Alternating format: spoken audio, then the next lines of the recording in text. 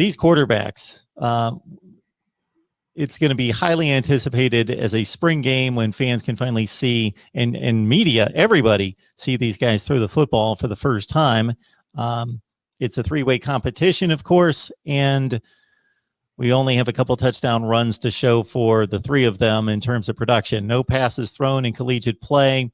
Based on what Ryan Day's address at his news conference and some of the conversations you've had, is there anything to distinguish these guys at this point? And maybe even if it isn't from who's in the lead, just to distinguish their qualities and characteristics as throwers and runners. Yeah, I think that there's not a ton. I think that these guys, from the players we've talked to, they're all saying similar things. Big arms, looking good, working hard, good leaders. And I think that is what you're going to hear a lot of, because that's what Ryan Day recruited towards. I think they're all good athletes as well.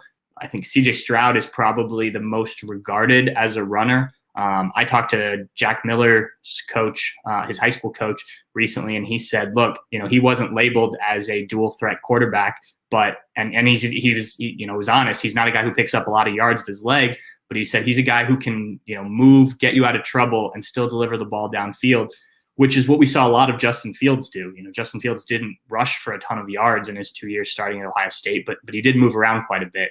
CJ Stroud definitely can do that. If you watch any of his high school film, and from what I've seen of Kyle McCord, I think similar things with him too. Kyle McCord probably has the best arm of the three, but obviously the least experience. He wasn't in, he was in high school last year. So, I think if I am giving them kind of a ranking right now, just based on, little things I've heard here and there, I would say CJ Stroud is probably 1A, with Jack Miller at 1B. And I think that's probably very close. I don't think there was a ton that separated them from what they were able to do last year. And then just based on the fact that, he just got in the building a couple months ago, Kyle McCord is behind those three. But from everything we've heard, and, again, it's early on, these guys aren't going to take a lot of hits, so you're not going to see a lot of live action with them, even if you're in the building. But, I think everything we've heard is very positive